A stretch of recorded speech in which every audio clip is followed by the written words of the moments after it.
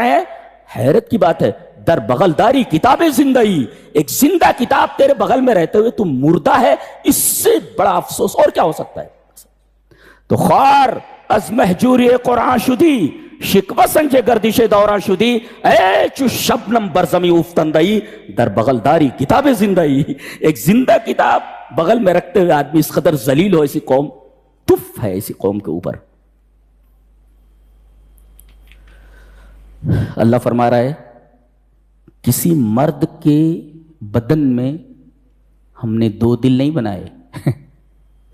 اس لیے کہ ایک پس منظر میں بات کہی جا رہی ہے. نبی کریم صلی اللہ علیہ وسلم نے حضرت زید بن حارثہ کو اپنا بیٹا بنا لیا تھا، تو لوگ ان کو زید بن محمد کہنے لگے تھے.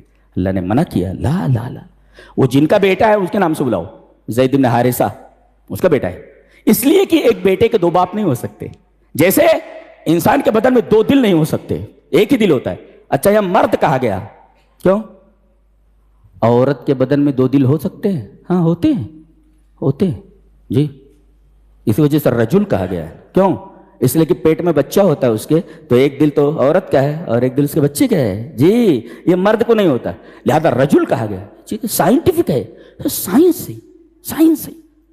ما جعل اللہ لرجل، رجل مرد، مین ناٹ وومن. جی ما جعل اللہ لرجل من قلبین فی جوفہ، اس کے اندر ہم نے دو دل نہیں بنائے. اس کے بعد کہا گیا نبی کو جانتے کتنی محبت کرنی چاہیے نبی سے. النبی اولا بالمؤمنین من انفسہم، نبی تمہاری جان سے بھی زیادہ قریب ہے. دیکھو یہ تمہارا دل ہے، یہ جان ہے تمہاری جی، اور یہ تم ہو، یہ تمہارا نفس ہے، یہ تمہاری ذات ہے، یہ ٹھیک ہے. یہ تمہاری جان ہے، یہ تمہارا وجود ہے، تمہارا نفس ہے. لیکن نبی یہ یہاں ہے، یہاں ہے تمہاری جان سے ہے. یہ جو تمہارا وجود ہے تمہاری جان سے زیادہ قریب، یہ میرا نبی ہے. تو نبی کے لیے اپنی جان دے دینا ہے، اس لیے کہ وہ سب سے زیادہ قریب ہے تم سے، تمہاری جان سے. مطلب کیا ہوا؟ نبی کی بات آ جائے تو دنیا کے تمام آدمیوں کی بات کو ٹھکرا دیا جائے جی، اس لیے کہ وہ جان سے بھی زیادہ قریب ہے. النبی اولا بالمؤمنین من انفسہم. اور کسی شاعر نے بہت اچھا کہا ہے کہ یہی محبت نہیں رہ گئی ہے نبی سے، تبھی تو ساری پرابلم ہے، ساری پریشانیاں ہیں. علامہ اقبال نے کہا ہے کہ شب پیش خدا بگریستم زار، مسلمانہ چہرہ زارند و خارند، ندا آمد نمیدانی کی قوم، دلے دارند و محبوب ندارند. کہتے ہیں کہ ایک رات میں اللہ کے سامنے رو رو کر کے بڑا گڑگڑایا، رویا. میں نے اللہ سے پوچھا کہ مسلمان پوری دنیا میں کیوں ذلیل و خوار ہے؟ مسلمانہ چہرہ زارند و خارند، ندا آمد، آواز آئی، نمیدانی کی قوم. نہیں جانتے ہو کہ یہ امت مسلمہ دلے دارند و محبوب ندارند، دل تو ہے مگر اس میں نبی نہیں ہے. بولے تو نبی نہیں، اس میں نبی نہیں ہے. کھاؤ لات جوتے، کیا کرنا ہے؟ تم نے خود لات جوتے چنے ہیں تو لات جوتے کھاؤ. اس لیے کہ اس دل میں جس کو رہنا چاہیے تو وہ ہے ہی نہیں، وہ ہے ہی نہیں. دلے دارند و محبوب ندارند، دل تو ہے مگر اس دل میں محبوب نہیں ہے جی.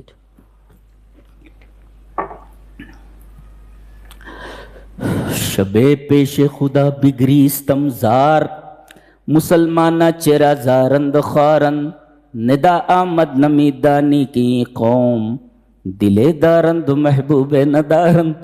یہ وہ آدمی ہے جس نے پورے یورپ کا فلسفہ گھور کر پی لیا تھا. اقبال جس کو کہتے ہیں، اقبال بہت بڑا فلسفی ہے، بہت بڑا فلسفہ، پورے یورپ کا فلسفہ گھول کر پی گیا ہے. وہ بول رہا ہے ایک کبھی ادھر. اچھا پھر یہ سورہ احزاب ہے. سورہ احزاب میں اس کو جنگ خندق بولتے ہیں جی. یہ عجیب و غریب لڑائی ہے. پتہ چلا کہ 10 بڑے بڑے قبائل، بہت بڑے بڑے قبائل، تقریباً 10,000 کی تعداد میں آ گئے اور مدینہ میں داخل ہونا چاہتے. اچھا مدینہ کا جو جائے وقوع ہے، آپ نقشہ دیکھیں گے، جو لوگ جغرافی پڑھے ہیں وہ دیکھتے ہیں کہ دو طرف 2 حرے ہیں. حرہ مانے وہ کچھ جلی ہوئی ایسی چیز. تو کہتے کہ کسی زمانے میں کوئی والکینو پھٹا تھا, آتش فشاں نکلا تھا, والکینو حرہ. یہ جب پھٹتا ہے تو دور تک اوپر جاتا ہے, اور اس کے بعد جب پھیلتا ہے وہ جو تو ایسے پھیلتا چلا جاتا ہے انگڑ طریقے سے ایسے. جی تو مدینہ کے دونوں طرف دو حرے, حرے واقم اور حرے وبرا. تو فوجی مارچ کے انداز میں دونوں طرف سے نہیں آیا جا سکتا. جی اور ایک طرف نخلستان ہے پورا, کھجوروں کے باغ, وہاں بھی فوجی انداز میں نہیں آ سکتے. تو تین طرف سے نیچرلی مدینہ محفوظ ہے, یہ سامنے سے آ سکتے تھے. سلمان فارسی کے مشورے سے وہ خندق کھودی گئی تاکہ شہر میں نہ آ سکے. ایک مفسر لکھتا ہے یہاں تو مدینہ کو بچانے کے لیے خندق کھودی گئی تاکہ دشمن اندر نہ آ سکے, تمہارے ایمان پر, تمہاری آبرو پر حملہ نہ کر سکے.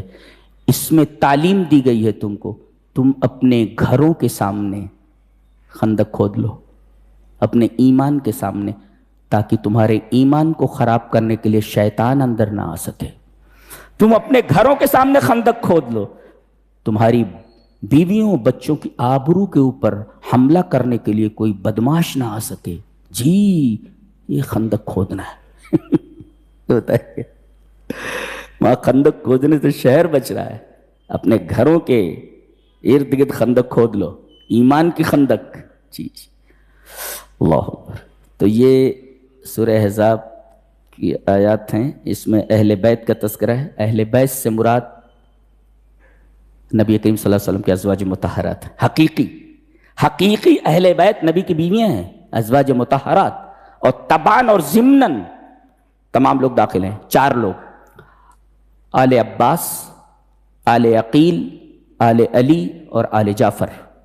حضرت علی رضی اللہ تعالیٰ عنہ کا خاندان آل, حضرت عباس کی آل اولاد, اور حضرت عقیل کی آل اولاد, حضرت جعفر ان کے آل اولاد.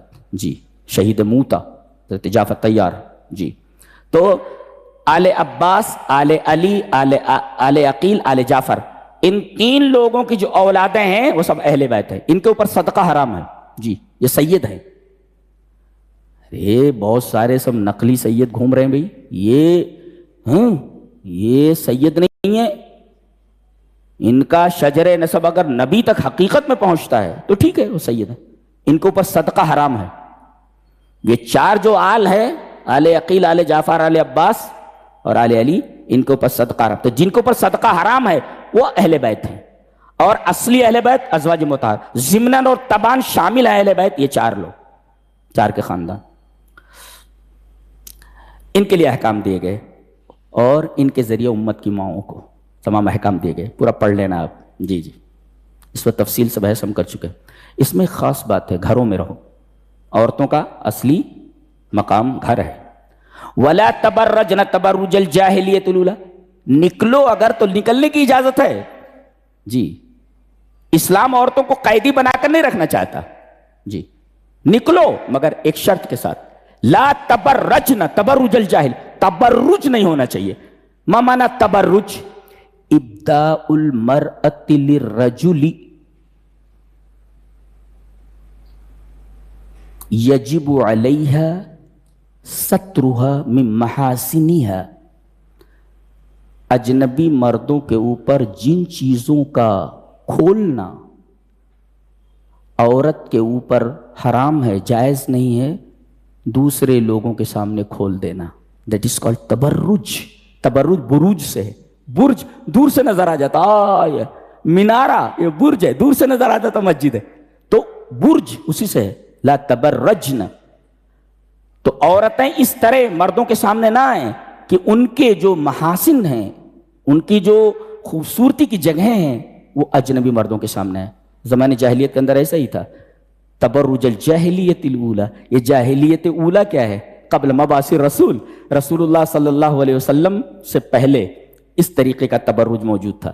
اور ایک نکتہ یہ بھی معلوم ہوا, ایسی عورت جو بے محابہ لوگوں کے سامنے آتی جائے, جاہل عورت ہے, چاہے کتنی ہی پڑھی لکھی کیوں نہ ہو, جاہلیت الاولیٰ, ولا تبرجن تبرج الجاہلیت الاولیٰ, دنیا اسے ماڈرن کہہ سکتی ہے, لیکن قرآن حکیم ایسی عورت کو جاہل کہتا ہے.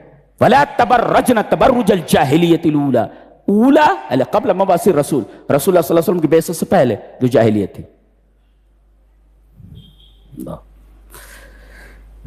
گھروں میں عورتیں کیا کریں؟ وَاذْكُرْنَ مَا يُتْلَى فِي بُيُوتِكُنَّ مِنْ آيَاتِ اللَّهِ، قرآن حکیم کی تلاوت کریں، جی جی، حدیث پڑھیں، یہ سب کام ہو ان کے. روزہ رکھیں، یہ سب ہے نا، وَالصَّائِمِينَ وَالصَّائِمَاتِ.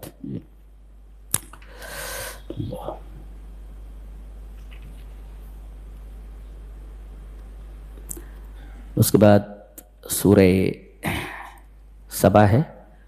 سبا ایک بہت بڑا شہر تھا، بہت خوبصورت. اللہ تبارک تعالیٰ نے اس کی تعریف فرمائے بلدۃ طیبہ، بلدۃ طیبہ، ایک پاک شہر، کھٹمل نہیں، بچھو نہیں، سانپ نہیں، مچھر نہیں، بہترین کلائمیٹ، لاجواب انوائرنمنٹ، جی لاجواب ماحول. اور شہر کے دونوں طرف دو باغات، جنتان عن یمین و شمال، عن یمین دائیں طرف on the right side and شمال on the right بائیں سائڈ میں دو باغات تھے. اور اتنا پھل آتا تھا اس میں، یہ جو رائٹ اور لیفٹ جو باغات تھے وہ بدلناہم بجنتین، جنتین دو باغ دائیں بائیں. اتنا پھل آتا تھا کہ اگر کوئی عورت، کوئی آدمی سر پر ٹوکرا لیے ہوئے تھوڑی دور تک چلا جائے تو بغیر پھل توڑے پورا ٹوکرا پھلوں سے بھر جاتا تھا. اور یہ تو تھا اللہ کی نعمت کا ایک منظر کہ وہ پھل کھاتے تھے، بیچتے تھے، دور دور تک لے جاتے تھے. اور دوسرے، اس شہر کا کلائمیٹ بڑا خوبصورت تھا، بلدۃ طیبہ، بڑا خوبصورت شہر تھا، پاک شہر تھا، اس میں کوئی تکلیف دہ چیز نہیں تھی.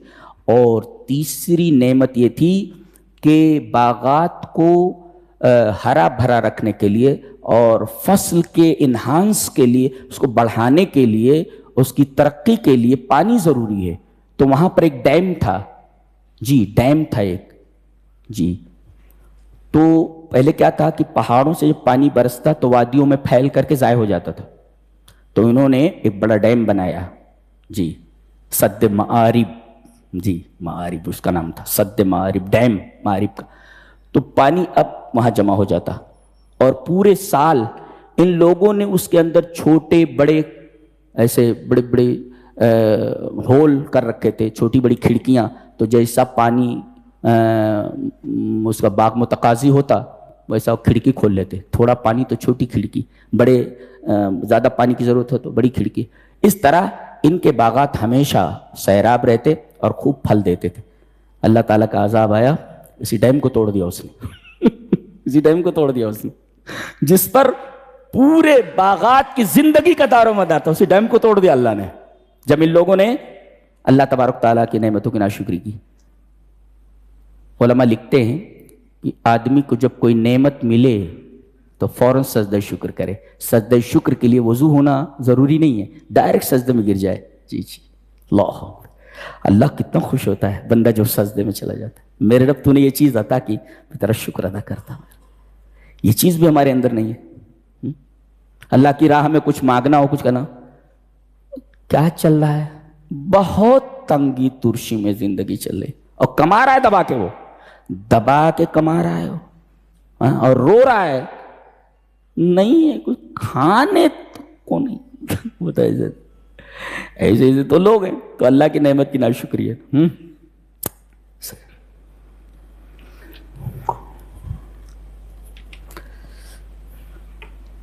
فرمایا گیا کہ ایک فلسفہ جاننا چاہتے ہو، ایک فلسفی.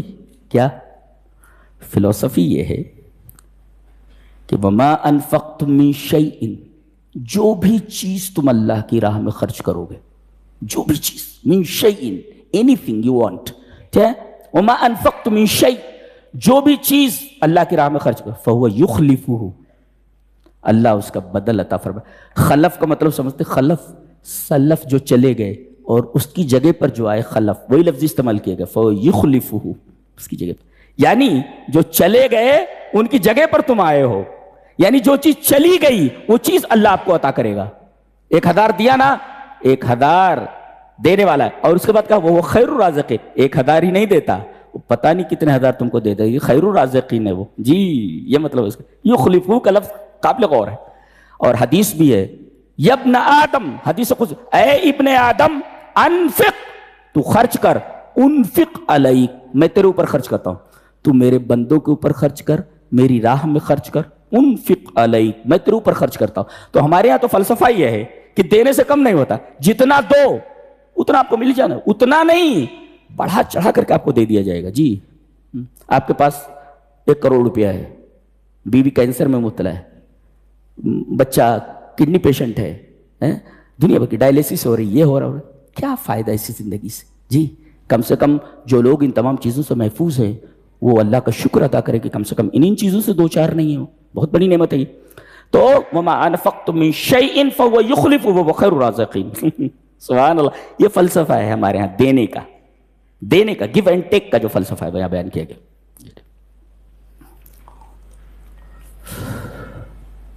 فرمایا گیا جو مر گیا وہ کچھ نہیں دے سکتا، جی کچھ نہیں دے سکتا. وما انت بمسمع من فی القبور، جو قبروں میں ہیں انہیں آپ نہیں سنا سکتے.